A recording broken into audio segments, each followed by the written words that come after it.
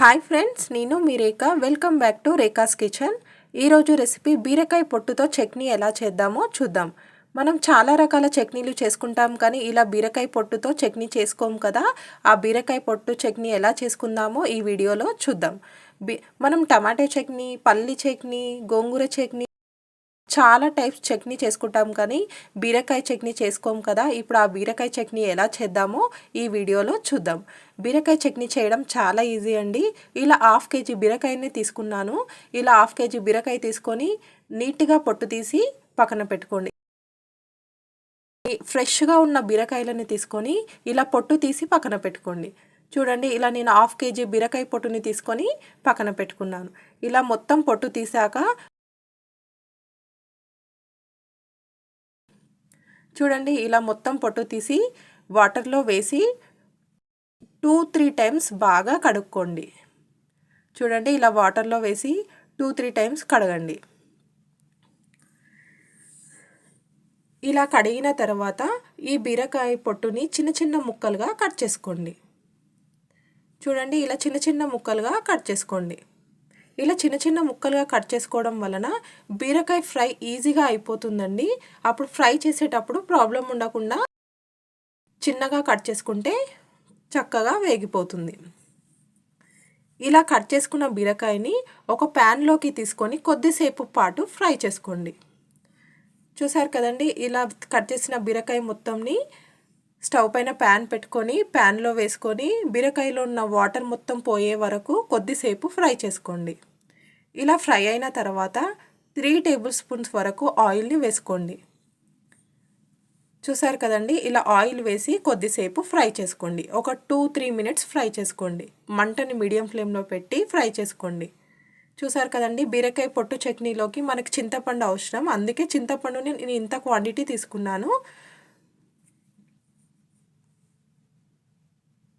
ఈ చింతపండుని 2 టైమ్స్ కడిగేసి వేడి వాటర్లో నానబెట్టి పెట్టుకోండి. ఇలా చేయడం వలన త్వరగా నానుతుంది.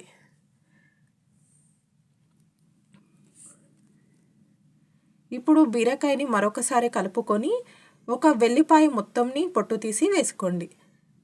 బీరకాయతో పాటు వెల్లిపాయలను కూడా వేసుకొని బాగా కొద్దిసేపు ఫ్రై చేయండి.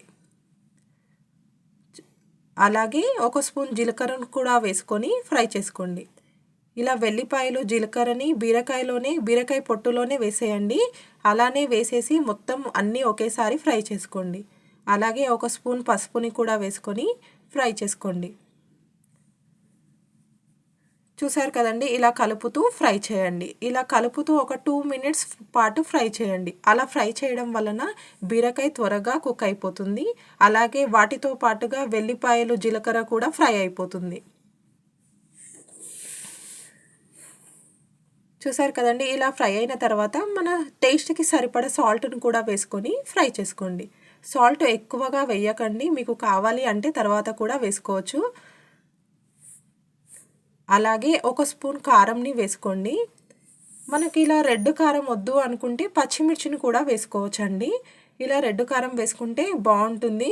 లేదు మాకు పచ్చిమిర్చి కావాలి అంటే పచ్చిమిర్చిని కూడా వాడచ్చు. ఇలా కారం వేసిన తర్వాత ఎక్కువసేపు ఫ్రై చేయకండి. అలా ఫ్రై చేసింది పక్కన పెట్టేసుకొని ఒక మిక్సీ జార్లోకి తీసుకొని ఇప్పుడు బీరకాయ పొట్టు వెల్లిపాయని ఫ్రై చేసుకున్నాం కదా, వాటి మొత్తాన్ని ఈ జార్లోకి తీసుకోండి. వీటితో పాటుగా చింతపండును కూడా నానబెట్టుకున్నాం కదా, చింతపండును కూడా వేసి మెత్తగా మిక్స్ చేసి పెట్టుకోండి. చూడండి, ఇలా మెత్తగా మిక్సీ చేయండి, లేదంటే బాగోదు. చూసారు కదండి, ఇలా బీరకాయ మెత్తగా మిక్స్ చేస్తేనే టేస్ట్ చాలా బాగుంటుందండి. చూసారు కదా, ఇలా మెత్తగా అయ్యేలాగా మిక్స్ చేసుకోండి. ఆ తర్వాత బౌల్ తీసుకొని ఈ బీరకాయ చట్నీని మొత్తం తీసేసుకోండి. ఇప్పుడు ఈ బీరకాయ పొట్టు చట్నీలోకి పోపుని వేసుకోవాలండి. ఇప్పుడు పోపు ఎలా చేసుకుందామో చూద్దాం. స్టవ్ పైన ప్యాన్ పెట్టుకొని 3 టేబుల్ స్పూన్స్ ఆయిల్ వేసుకొని అలాగే 1 స్పూన్ జీలకర్ర ఆవాలను వేసుకోండి. అలాగే కొన్ని పోపు గింజలని వేసుకోండి. అలాగే కొన్ని పప్పులను కూడా యూజ్ చేయాలి. 1 స్పూన్ శనగపప్పు, 1 స్పూన్ మినప్పప్పు, ఒక 3 ఎండుమిర్చిని వేసుకొని ఫ్రై చేసుకోండి. చూసారు కదండి, ఇలా పప్పులు ఎండుమిర్చి వేసుకొని ఫ్రై చేసుకోండి. అలాగే 2 రెమ్మల కరివేపాకును కూడా వేసుకొని బాగా ఫ్రై అయ్యే వరకు ఫ్రై చేసుకోండి. ఇలా ఫ్రై అయిన తర్వాత కొంచెం పసుపుని కూడా వేసుకొని ఫ్రై చేసుకోవాలి. చూసారు కదండి, కొంచెం చిటికెడు పసుపు వేసుకోండి. మనం ఎందుకంటే ఇంతకుముందే పసుపు వేసుకున్నాం కదా, అందుకే కొంచెమే వేసాను. ఇప్పుడు ఇలా ఫ్రై అయిన పోపుని తీసుకెళ్ళి మనం ఇంతకుముందు బీరకాయ పొట్టు చట్నీ మిక్సీ చేసి పెట్టుకున్నాం కదా, వాటిలోకి వేసుకోవాలి.